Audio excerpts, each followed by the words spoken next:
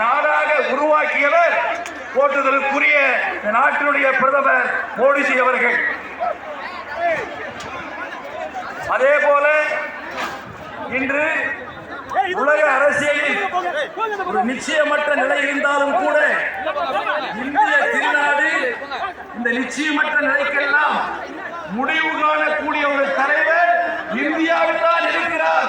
அவர் நாட்டினுடைய பாரத பிரதமர் என்று சொல்லாமல் சொல்லி தன்னுடைய வலிமையான செயல்பாட்டால் உலக தலைவரை கவரக்கூடிய ஒரு தலைவர் இன்று நம்மிடத்திலே இருந்து கொண்டிருக்கிறார்.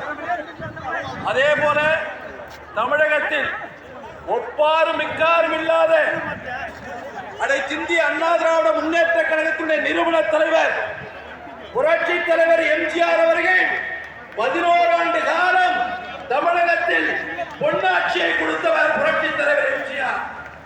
அதை தொடர்ந்து புரட்சி தலைவி அம்மா அவர்கள் 16 ஆண்டு காலம் இந்த தமிழகத்தில் அனைத்து துறைகளிலும் முதன்மை மாநிலமாக கொண்டு வந்தவர் புரட்சி தலைவி அம்மா